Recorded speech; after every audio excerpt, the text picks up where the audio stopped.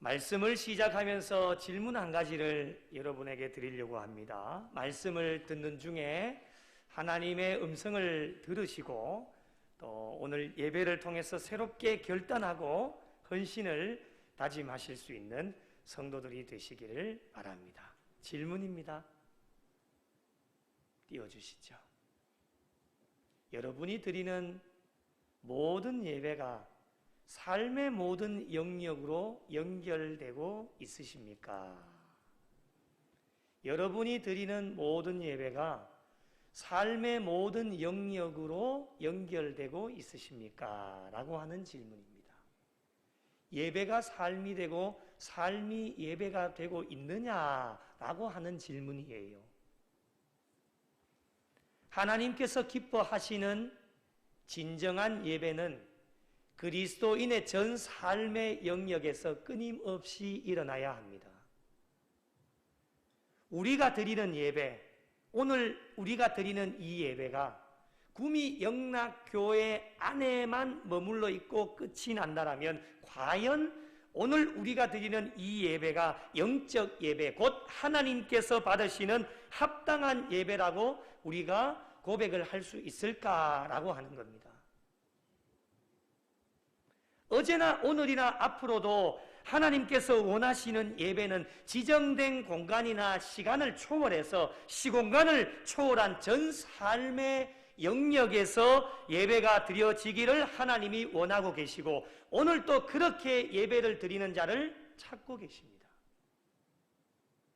그렇게 드려지는 예배를 영적 예배, 곧 합당한 예배다라고 하나님께 평가를 받을 수 있습니다. 예수님을 믿는 성도들에게 예배라고 하는 것은 더 설명을 드리지 않아도 되겠죠.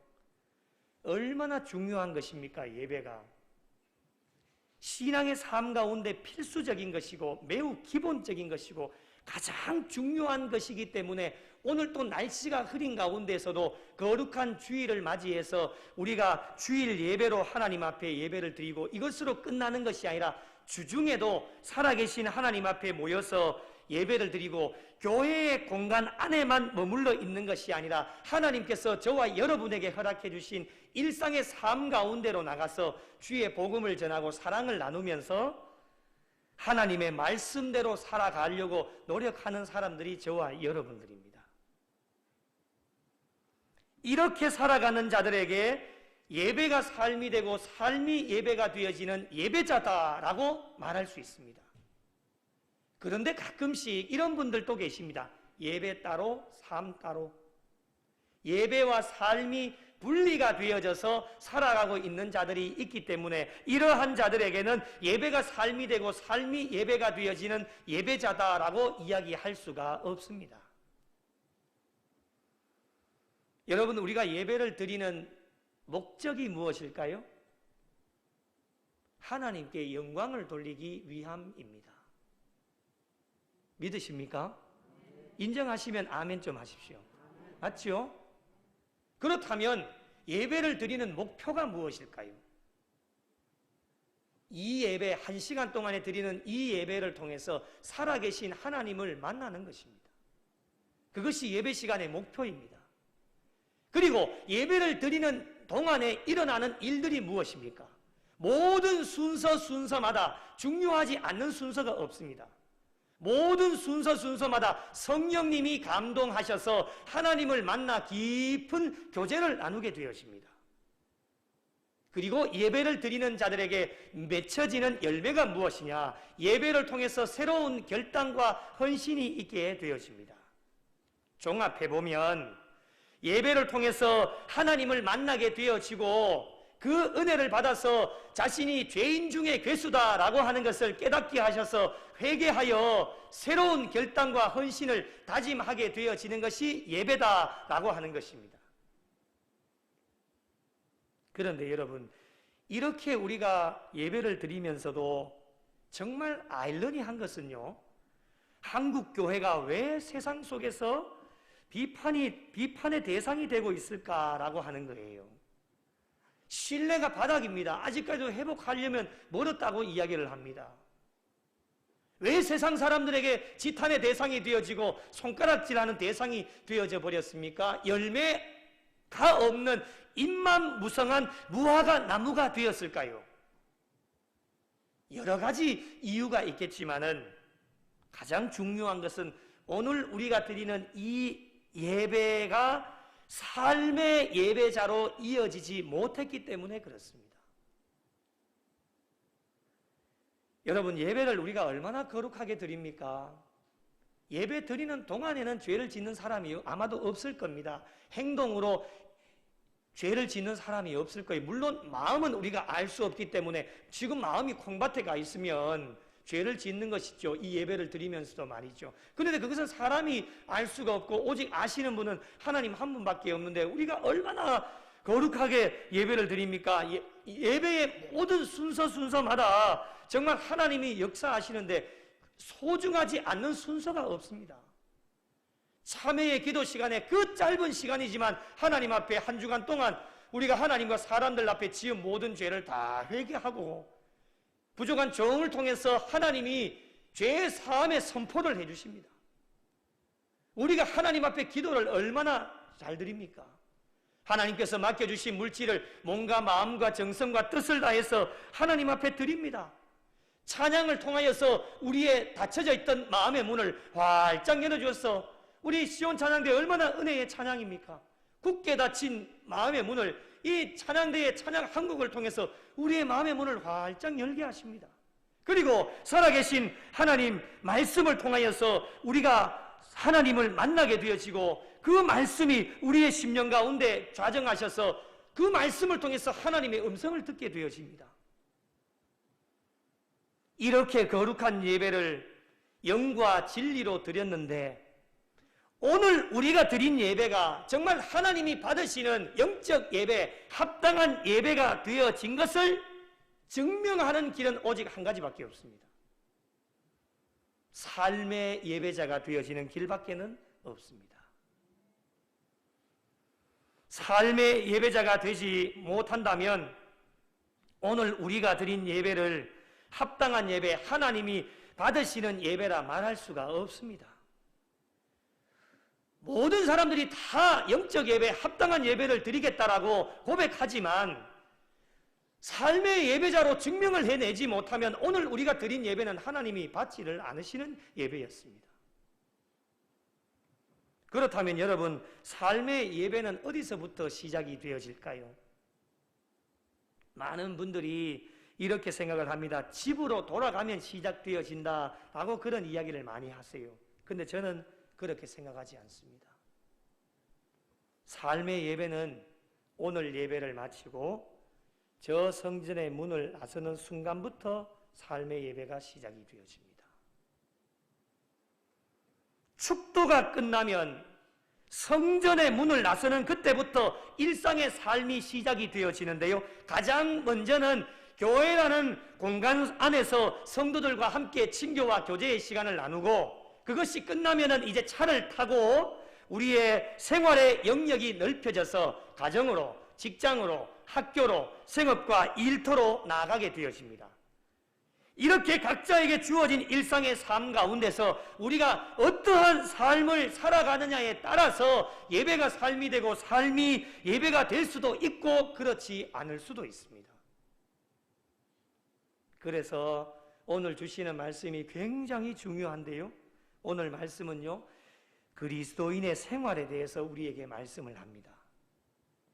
조금 쉽게 말씀드리면 거룩한 예배를 드리고 난 이후에 예배의 연속선상에서 그리스도인으로 어떻게 생활해야 될 것인지를 우리에게 말씀으로 권면해 주시는 것입니다. 여러분, 주일에 어느 때에 가장 죄를 많이 짓는지 아십니까? 주일이라고 말씀드렸습니다. 주일날 어느 때에 가장 죄를 많이 지을까요? 예배를 드리기 전과 예배를 드린 이후입니다. 예배 드리는 동안에는 여러분 다른 사람에게 손가락질하고 그렇게 안 하지 않습니까? 행동으로 죄를 짓지는 않습니다. 마음으로 죄를 짓는다 할지라도. 그래서 여러분, 예를 하나 들어드리면은 우리 교회는 그런 일이 전혀 없습니다. 제가 서울에서 사역할 때요, 예배 드리러 오기 전에 이미 주차장에서부터 죄를 짓습니다. 내 주차를 내가 먼저 해야 되느니 그렇게 주차 요원들하고 막 실랑이가 벌어져 가지고요, 심지어는요 몇 바퀴 돌아다니다가 화가 나가지고 집에 가버립니다. 지금 놀러 온 게 아니에요. 예배 드리러 왔는데 말이죠. 예배 드리러 오기 전부터 이미 죄를 짓는 거예요. 그리고 또 예배를 마치고 나가면서도 또 죄를 짓게 되어진다고 하는 것이죠. 빨리 나가라. 빨리 나가야 된다. 뭐 그렇게 바쁜지 앞차가 나가면 되는데 경적 소리를 울려대고 난리가 나면 제가 차량위원회를 맡았기 때문에 그래요. 우리 교회는 참 감사한 게 그럴 일이 없습니다. 얼마나 주차장이 넓은지 마음껏 되십시오. 교회에 오면서 죄 지을 일이 없습니다. 얼마나 감사해요. 나중에 교회가 부흥되면 이제는 모르겠다마는요. 우리가 살아가다 보면 여러 가지 수칙들이 있습니다. 이 수칙이라고 하는 것을 뜻이 이렇습니다. 어떤 일이나 행위에 관련하여 지켜야 할 사항을 정한 규칙, 이게 수칙이라고 하는 뜻입니다. 예를 들자면 안전수칙, 반드시 지켜야 되는 것이죠. 그리고 건강수칙, 예방수칙, 공중보건수칙, 어떤 공동체라도 정해놓은 수칙들이 있게 되어지면 누구라도 한 사람도 빠짐없이 모든 사람들이 그 수칙을 다 지켜야 됩니다. 특별히 우리 그리스도인들이 사회 속에서 각자가 속해져 있는 모든 곳에서 빛과 소금의 역할을 감당해서 가장 모범이 되어져서 모든 수칙들을 잘 지키고 나갈 때에 우리는 삶의 예배자가 되어지고 삶으로 그들에게 복음을 전하는 것이 되어질 수 있습니다. 그렇다면 여러분, 일상의 삶 속에서 그리스도인들이 지켜야 할 수칙들은 어떠한 것이 있을까? 오늘 말씀을 통해서 우리 일상의 삶 속에서 우리 그리스도인들이 지켜야 할 수칙을 알아보고, 이 예배를 마치고, 오늘 또 예배를 마치는 시간이 있을 겁니다. 이 예배를 마치고 삶의 예배자로 나아가실 때에 잘 실천하셔서 영락의 모든 성도들 한 분도 빠짐없이 예배가 삶이 되고 삶이 예배가 되어지는 삶의 예배자들이 되어지는 성도들이 되시기를 바랍니다. 오늘 한 가지씩 살펴볼 텐데요, 8가지를 말씀을 드릴 겁니다. 너무 많지요? 그래도 짤막짤막하게 한 가지씩 살펴볼 텐데요, 기억력이 없으신 분들은 괜찮습니다. 듣기만 하십시오. 다음 주에 또 주보에 올려드릴 테니까요, 여러분 한 가지씩 한번 살펴보면 좋겠습니다. 자, 첫 번째입니다. 첫 번째부터 마음 어려워지기 시작합니다. 그러나 걱정하지 마십시오. 너희를 박해하는 자를 축복하라. 축복하고 저주하지 말라. 이렇게 말씀합니다. 자, 14절을 같이 한번 읽어보겠습니다. 시험 들지 마시고요. 자, 14절 같이 읽겠습니다. 시작. 너희를 박해하는 자를 축복하라. 축복하고 저주하지 말라. 아멘. 메시지 성경에는 이렇게 번역을 합니다. 조금 더 쉬우실 것 같습니다. 원수에게도 축복해 주십시오. 결코 악담을 퍼붓거나 하지 마십시오. 이렇게 번역합니다. 여기에 악담이라는 단어에 주목을 해보십시오. 자, 오늘 14절 말씀에 보면 축복하라라는 단어가 2번 반복이 됩니다. 이 축복하라라고 하는 단어에 해당되어지는 헬라어 율로게이테라고 하는 것을 직역하면요, 이런 뜻이 있습니다. 좋게 말하다. 악담과 완전히 반대되는 것이죠. 좋게 말하다라고 하는 뜻이 있습니다. 여러분, 자신에게 잘 대해주는 사람에게는요, 악담하는 사람이 없습니다. 자신에게 친절을 베풀어주고 잘 대해주는 사람한테 좋게 말하는 것은 누구나 다 할 수 있습니다. 오늘 성경이 말씀하시는 것은 그것이 아니지요. 무엇을 말합니까? 특별히 나에게 박해하는 사람, 나를 괴롭게 하는 사람, 나를 힘들게 하는 사람, 나를 어렵게 하는 사람들에게 어떻게 해야 되느냐? 좋게 말하라는 거예요. 그게 축복하고 축복하라는 거예요. 여러분, 쉬운 일이 아니지요. 인간의 힘으로는 도저히 감당해낼 수 없는 일들이기 때문에 저와 여러분에게 필요한 것이 무엇이냐? 예배입니다.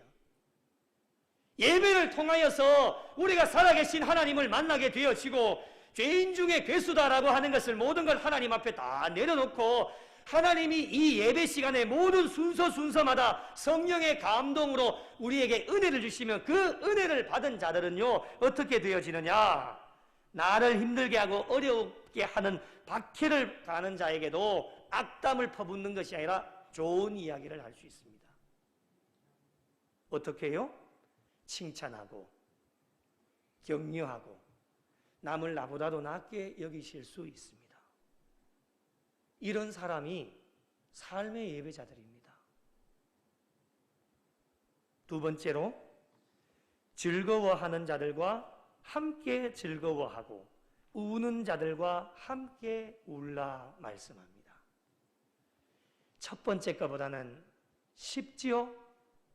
이거는 하실 수 있을 것 같아요. 그런데 여러분 너무 쉽게 생각하다 보면요 악한 영들이 우리의 심령 가운데 틈을 타는데 특별히 시기와 질투의 영이 틈을 탑니다. 한국 속담에 사촌이 땅을 사면 모르십니까? 사촌이 땅을 사면 어디가 아파요? 억수로 아픕니다. 시기하고 질투하는 것을 비유로 말하는 겁니다. 악한 영이 우리의 심령 가운데 들어오면요 진정으로 함께 즐거워해 줄 수가 없습니다. 그냥 건성으로 그냥 박수 쳐줄 수는 있습니다. 진정이라고 하는 것은 우리의 마음을 다해서 정말 기뻐해 주고 즐거워해 줄 수 있는 것을 이야기합니다. 악한 영이 우리의 심정 가운데 틈을 타게 되어지면요 우는 자들과 함께 울라 함께 울어주면 되는데 아니, 왜 마음 한편에 이런 마음이 들까요? 잘 됐다라는 생각이 듭니다.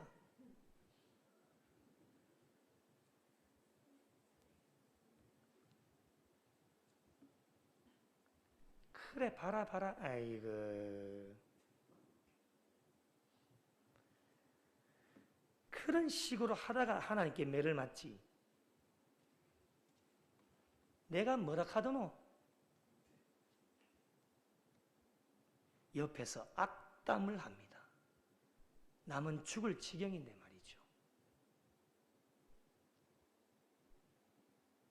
영과 진리로 살아계신 하나님 앞에 진정으로 예배를 드렸다면 삶의 예배자들은 성도가 잘 되어지고 이웃이 잘 되어지는 것을 마치 내가 잘 되어진 것처럼 내가 잘 되면 얼마나 기쁩니까? 막 춤을 출 겁니다. 그런 것처럼 진정으로 기뻐해주고 즐거워해줄 수 있는 슬픔을 당하고 아픔을 당한 자를 끌어안고 마치 내가 아프고 슬픈 것처럼 그렇게 함께 끌어안고 울어줄 수 있는 이런 사람이 삶의 예배자다라고 우리에게 말씀을 합니다. 이런 성도들이 되시기를 예수님의 이름으로 축복합니다. 세 번째로 마음을 같이 하고 낮아지고 지혜 있는 채 하지 말라 말씀합니다. 고린도전서 1장 10절을 같이 한번 읽어보겠습니다. 함께 읽겠습니다. 시작.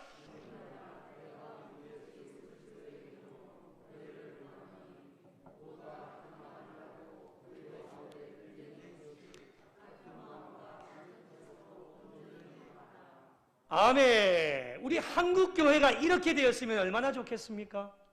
우리 구미 영락교회가 이런 교회가 되시기를 예수님의 이름으로 축복합니다. 사회에 만연해져 있는 이기주의가 공동체 안으로도 엄청나게 많이 들어와 있습니다. 신앙생활도요, 이기주의가 팽배해져 있습니다. 옆에 사람은 죽어나가는데 별로 관심이 없습니다. 하나 되는 일이 이렇게 어렵습니다, 여러분. 왜 어려울까요? 하나 되는 일에 어떤 교회는 몇 년이 걸리고 몇십 년이 걸리는 교회들도 있습니다. 왜 단번에 안 됩니까? 단번에 되어야 하나님께서 저와 여러분에게 맡겨주신 막중한 사명이 있는데 그 사명도 감당하지도 못한 채 하나 되는 일에 몇 년이 걸리고 몇십 년이 걸려서 지쳐있는 한국교회와 성도들이 얼마나 많이 있는지 모릅니다. 이제는 안 합니다. 될 대로 되라는 식으로 네 마음대로 하세요. 나는 내대로 신앙생활 하다가 천국 갈래요. 그분에게 천국이 있을까요?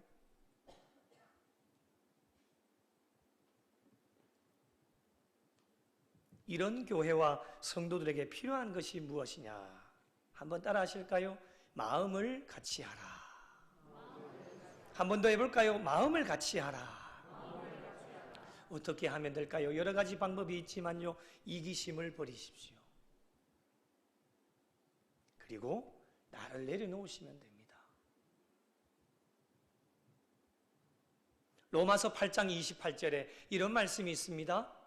하나님을 사랑하는 자, 곧 그 뜻대로 부르심을 입은 자들에게는 모든 것이 합력하여 선을 이루느니라. 믿으시면 아멘. 하나님을 사랑하시면 아멘. 여러분 다 저와 여러분이 하나님을 사랑하는 자들입니다. 그런 자들은 곧 그 뜻대로 부르심을 입은 자들에게 모든 것이 합력해서 하나 될 수 있다는 겁니다. 선을 이루어갈 수 있다라고 하는 겁니다. 그리고 높은 데 마음을 두지 말고 낮은 데 처하라. 분명하게 우리에게 말씀합니다. 예수님의 삶을 본받고 예수님의 삶을 따라가는 자들은 어떻게 해야 되냐? 예수님이 겸손의 왕으로 오셨기 때문에 저와 여러분은 겸손의 삶을 사셔야 됩니다. 이런 자들이 삶의 예배자들입니다. 그리고 진정한 겸손을 소유한 자들은 지혜 있는 채 하지 말라 말씀합니다. 지혜 있는 채 하지 말라라고 하는 말씀은 무엇이냐? 우월의식을 버리라는 거예요. 겸손을 소유한 자들은 우월의식을 가지지 않습니다. 내가 잘난 듯 내가 높은 듯 그런 마음 가지니까 우월의식을 가지니까 남을 존중하지를 못합니다. 지혜 있는 채 하지 말라. 스스로 낮은 데 처하라. 이런 자들은 남을 존중하고 다른 사람들을 나보다도 늘 귀하게 여깁니다. 당신은 나보다도 낫습니다 라고 하는 것을 늘 립 서비스만 하는 것이 아니라 우리의 마음에서 우러나는 마음으로 그러한 삶을 살아가게 되어질 때에 삶의 예배자가 되어질 수 있다라고 우리에게 말씀을 합니다. 네 번째로 악을 악으로 갚지 말고 선한 일을 도모하라 우리에게 말씀합니다. 여러분 악을 악으로 갚는 것 자체가 선한 일이 아닙니다. 그리스도인들은 항상 선한 일을 도모하고 하나님께 영광이 되어지고 하나님을 기쁘시게 하는 일에 우리가 최선을 다해야 됩니다. 교회 일뿐만 아니라 우리 사회에서 주어진 모든 일도 가장 우선순위가 무엇이냐? 하나님께 영광이 되느냐를 살펴보셔야 되고 하나님 앞에 기쁨이 되느냐를 가장 먼저 살펴보셔야 됩니다. 어떤 일이라도 하나님께 영광이 되지 않고 하나님이 기뻐하시지 않으면 하시면 안 됩니다. 가끔씩 하나님의 일을 할 때에 이런 분들이 계십니다. 우리 교회는 없습니다. 자신의 생각과 뜻이 조금 맞지 않으면요 어떻게 하느냐? 팔짱을 다 끼고는 두고 보라는 거예요.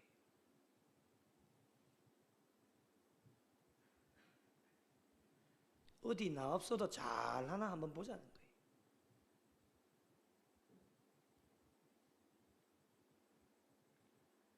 이런 분들이 아무도 없으시겠지만 혹시라도 요만큼이라도 그런 생각을 가지고 계신다면 저는 과감하게 말씀을 드리겠습니다. 한번 두고 보십시오. 그러면 한번 두고 보십시오. 하나님의 역사가 어떻게 나타나시는지 말이죠.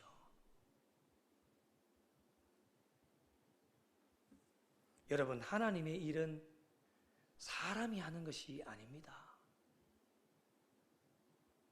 전적으로 하나님이 하시는 일입니다. 저와 여러분은 도구만 되어질 뿐 마른 막대기보다도 못하고 아무런 쓰잘데기도 없는 저와 여러분을 불러주신 것도 하나님의 은혜요. 귀한 일거리 주셔서 써주시는 것도 하나님 은혜 아닙니까? 그래서 우리가 감사하면서 하나님의 은혜다라고 고백하게 되어지는 것입니다. 나 자신이 하지 않으면 하나님의 일이 돌아가지 않을 것 같은데 잘 돌아갑니다.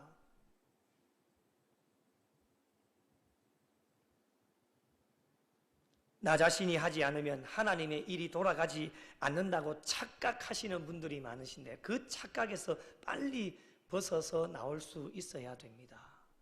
그리고 내가 아니면 안 된다라고 하는 생각을 빨리 버려야 하나님의 교회가 부흥하고 성장합니다. 그렇다면 우리는 어떻게 해야 될까? 살다 보면 내 생각과 뜻이 틀린 것이 아니라 맞지 않을 때도 있을 텐데요. 그럴 때 우리는 어떻게 해야 되느냐? 한번 따라해 봅시다. 잘해 봅시다. 잘해 봅시다. 열심히 달려가 봅시다. 긍정적인 생각을 가지고 이야기를 해야 됩니다. 목사님, 잘해 봅시다. 없던 힘도 솟아납니다. 장로님, 잘해 보입시다. 성도님, 잘해 보십시다. 집사님, 권사님, 잘해 보시다. 없던 힘도 죽었던 힘도 다시금 살아나게 되어집니다. 여러분, 이렇게 달려가다 보면 하나님께서 사람들이 잘못 판단한 길도 하나님이 조정하셔서 올바른 길로 가게 하시고 이 악한 일을 버리고 선한 일을 도모하게 하셔서 하나님의 영광을 드러내게 하시고 모든 일마다 하나님의 역사와 기적이 나타나게 되는 줄로 믿으시기 바랍니다. 이렇게 살아가는 사람들이 삶의 예배자들입니다.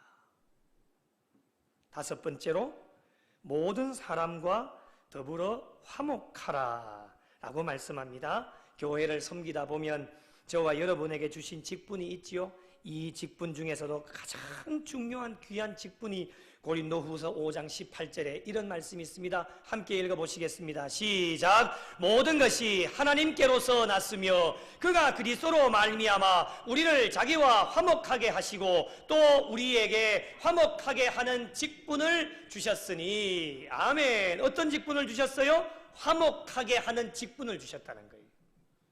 우리가 교회 안에서 받은 직분보다도 더 우선순위가 되어지는 것이 무엇이냐? 하나님이 말씀하셨기 때문에 화목하게 하는 직분을 우리에게 주셨다는 거예요. 그러므로 여러분, 삶의 예배자들은 어떤 특정한 사람과만 화목하는 것이 아니라 모든 사람들, 믿는 사람이든 믿지 않는 사람이든 모든 사람들과 더불어서 화목하라 우리에게 말씀을 합니다. 하나님께서 샬롬이시기 때문에 예배를 통하여서 샬롬의 하나님을 우리가 진정으로 만났고 고백하였다면 저 성전의 문을 나서는 순간부터 만나는 모든 사람들과 함께 더불어 화목하라, 이렇게 살아가는 사람들이 삶의 예배자다라고 우리에게 말씀합니다. 여섯 번째와 일곱 번째는 원수에 관하여서 말씀을 해주시는데요. 여섯 번째, 원수를 갚지 말고 누구에게 맡겨요? 하나님께 맡기라. 일곱 번째, 원수가 줄이거든 먹이고 목마르거든 마시게 하라 우리에게 말씀을 합니다. 여러분, 억울한 일을 당해도 모든 것을 하나님께 다 맡기십시오.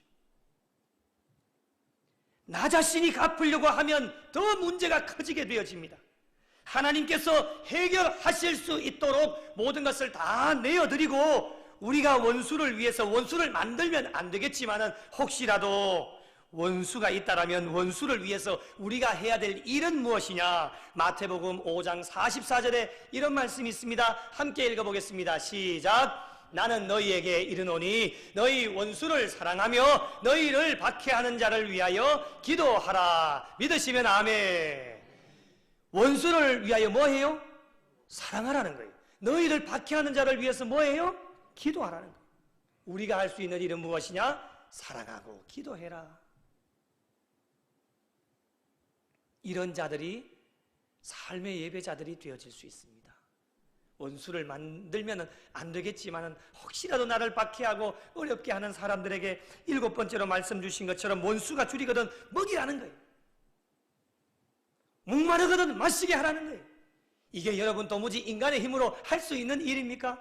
불가능한 일입니다. 그렇기 때문에 우리에게 필요한 것이 무엇이냐? 예배를 통하여 살아계신 하나님을 만나고 하나님께서 주시는 은혜를 받았다라면 저 성전의 문을 나서는 순간 나에게 손가락질하고 나를 괴롭게 하고 나를 힘들게 하는 사람을 위하여서 먹을 것 주고 마실 것 주라는 거예요. 사랑해주고 그들을 위해 기도해줘라. 이것이 삶의 예배자들입니다. 그것이 실천이 되어지지 않으면 오늘 우리가 이 드리는 한 시간의 예배가 하나님 앞에 드려지는 영적 예배, 하나님이 받으시는 합당한 예배가 아니라고 하는 거예요. 마지막 8번째로 악에게 지지 말고 선으로 악을 이기라 우리에게 말씀합니다. 여러분, 악을 악으로 갚는 것은 어떠한 것도 해결할 수가 없습니다. 해결의 방법은 무엇이냐? 따라 하실까요? 선으로, 사랑으로, 친절로, 섬김으로 이렇게 하면 해결됩니다. 이것이 악에게 지지 말고 선으로 악을 이길 수 있는 방법이 되어집니다. 사랑하는 성도 여러분, 오늘 또 우리는 예배를 마치고 저 성전의 문을 나서게 되어집니다. 안 나가실 분 없지요? 여기서 사실 분 없잖아요. 다 나가시게 될 텐데 그 순간부터 삶의 예배가 시작되어집니다. 예배가 삶이 되고 삶이 예배가 되기 위하여서 그리스도인으로 지켜야 될 생활 수칙을 오늘 말씀 가운데 8가지를 우리에게 말씀해 주셨습니다. 다 기억하시지는 못한다 할지라도 단 한 가지만이라도 기억하셔서 오늘부터 시작하여 저 성전의 문을 나서는 순간부터 계시록 1장 3절에 이런 말씀이 있습니다. 이 예언의 말씀을 읽는 자와 듣는 자와 그 가운데에 기록한 것을 지키는 자는 복이 있나니 때가 가까움이라. 그 가운데 기록한 것을 지키는 자가 복이 있는 사람이라고 우리에게 말씀해 주셨습니다. 8가지를 다 기억하지 못해도 단 한 가지만이라도 기억하시고 저 성전의 문을 나서는 순간부터 삶의 예배가 시작되어진다라고 하는 것을 마음에 깊이 새기셔서 주님 앞에 가시는 그날까지 예배가 삶이 되고 삶이 예배가 되어지는 예배자로 우리 모두가 한마음이 되어져 합력하여 선을 이루어가서 하나님 앞에 영광 올려드리시고 하나님을 기쁘시게 해드리실 수 있는 우리 구미 영락교회와 속하여진 모든 성도들이 되시기를 예수님의 이름으로 간절히 축원합니다.